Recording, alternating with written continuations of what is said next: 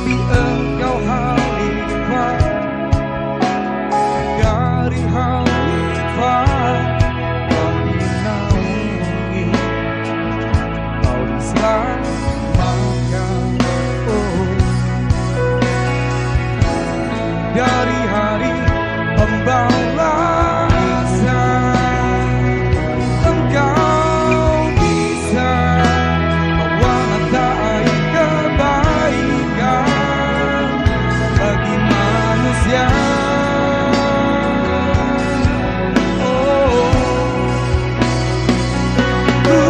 Kuasamu juga bisa menenggelamkan umat manusia.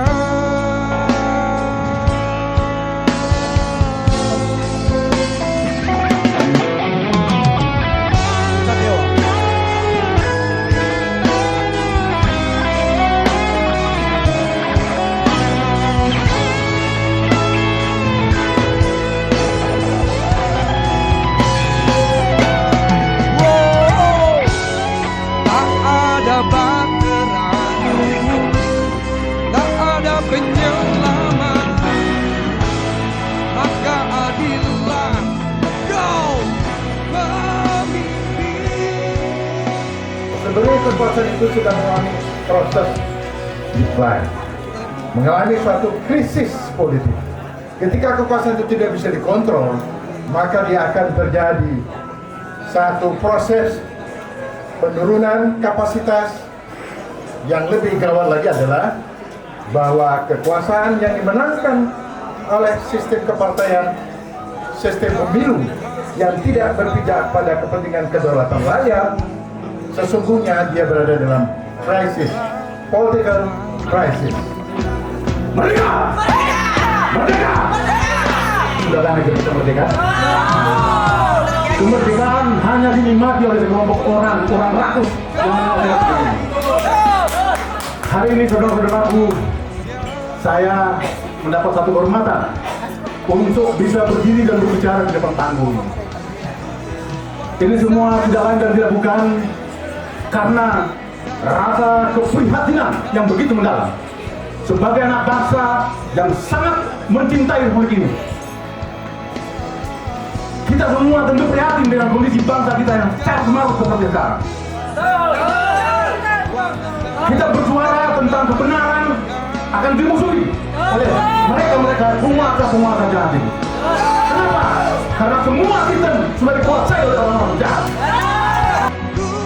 Kuasamu gak bisa menenggelamkan umat manusia.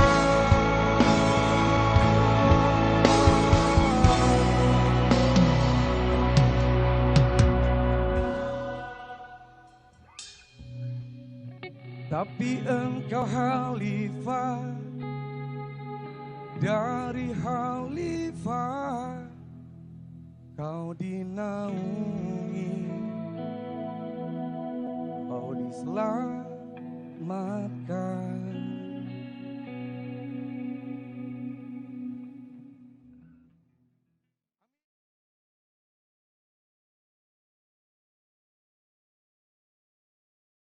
Pandangan saya tentang penjagalan Pak Anies ya, pandangan saya secara umum, politik di Indonesia tuh mengalami demokrasi yang sangat mundur.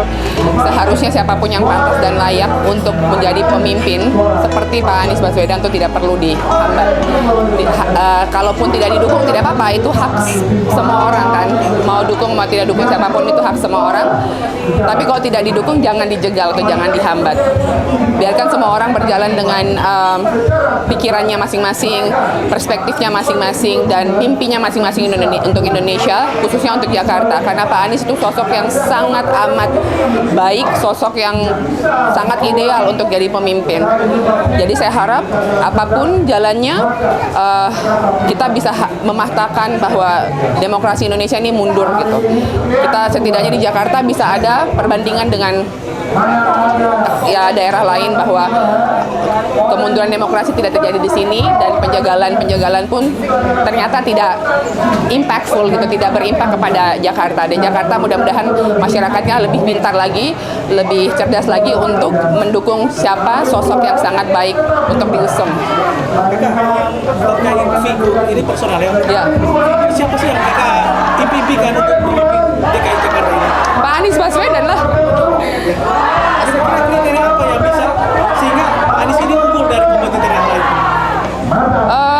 Banyak ya, Pak Anies itu banyak sekali keunggulannya, pintarnya, intelektualnya, emotionally, quotientnya ya. Secara IQ beliau sangat baik, secara EQ beliau sangat baik.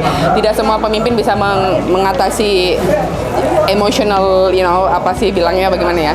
Tidak semua pemimpin itu bisa mengatasi perubahan emosional yang seperti Pak Anies. Pak Anies selama ini dijegal di mana-mana, fitnah di mana-mana, beliau tetap tenang. Itu masya Allah banget. Tawadunya itu menurut saya itu salah satu kualitas terbaik untuk jadi pemimpin. Kalau dihitung per 1 suara 1 juta, maka kalau kita hitung pendukung Pak Anies itu 50 juta orang dikali 1 juta, maka 50 triliun uang rakyat kita sumbangkan lewat demokrasi 2024. Betul nggak tuh? Jadi kita di sini tidak main-main. Kalau yang duduk-duduk santai itu saya anggap penyusup. Mereka bukan tipikal pejuang. Setuju nggak? Kita mau mengirim pesan yang kuat kepada elit partai. Adanya perolehan suara DPR pusat, DPRD di seluruh Indonesia oleh 3 partai, yakni Partai Nasdem, Partai PKS, Partai PKB, karenanya rakyat. Setuju nggak? Rakyat memilih 3 partai itu dengan perolehan suara yang signifikan. Karena siapa? Karena siapa? Pasca Pilpres 2024, Pak Anies tidak maju di tahun gubernur. Seluruh publik Indonesia sangat membaca dengan terang. Tetapi ketiga partai itulah yang paling banyak bersuara di ruang publik mengatakan bahwa Pak Anies akan dikembalikan ke Jakarta untuk membenahi Jakarta, karena sejak Pak Anies tinggalkan Jakarta, Jakarta makin amburadul. Itu kenyataan atau tidak? Ini adalah pertemuan awal. Kita akan bikin pertemuan yang jauh lebih besar. Hadir Partai Negoro sebagai rumah rakyat, rumah seluruh elemen perubahan. Kita berdiri tegak bersama Pak Anies dalam satu tujuan, menyelamatkan ibu kota Jakarta. Kita tidak akan membiarkan Jakarta dipimpin oleh calon permufakatan hasil partai politik, tapi pemimpin yang dihasilkan oleh suara rakyat. Dan rakyat telah memberi suara kepada PKS, PKB, dan Nasdem. Sampai hari ini kami masih berprasangka baik. Bapak Presiden PKS, Bapak Surya Paloh, Muhaimin Iskandar, mereka bukan pribadi-pribadi yang pembohong dan pengkhianat. Setuju nggak?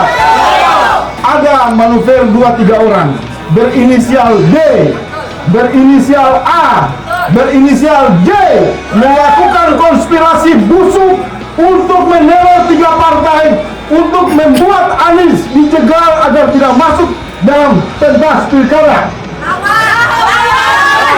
Apa yang mesti dilakukan? Apa yang mesti dilakukan? Kalau Partai Negoro mengundang Bapak Ibu saudara-saudara pendukung perubahan datang ke kantor Nasdem, mau datang nggak? Kalau datang ke kantor PKS, mau datang atau tidak? Kalau datang ke kantor PKB, mau datang atau tidak? Dengan cara itu kita tunjukkan kepada mereka, suara kita 1 suara 1 juta. Dikali 50 juta orang pendukung perubahan Indonesia, jumlahnya 50 triliun. Jangan menghinakan rakyat. Jangan lecehkan suara rakyat. Jangan mengabaikan aspirasi rakyat. Kantor-kantor partai bisa diserbu oleh rakyat.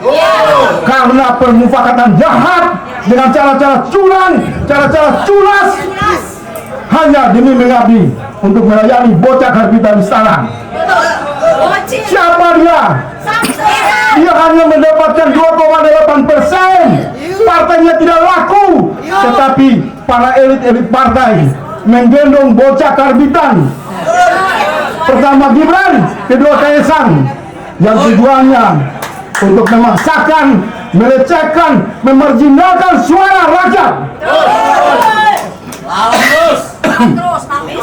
Jadi saya berterima kasih kawan-kawan dari Partai Negoro bekerja secara sungguh-sungguh dan tulus mencoba menggalang seluruh elemen jaringan perubahan.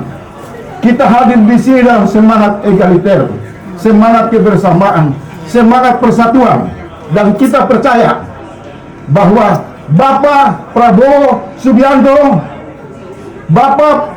Subianto tidak akan ditunggangi oleh kepentingan segelintir elit partai untuk dibenturkan dengan aspirasi rakyat pendukung perubahan.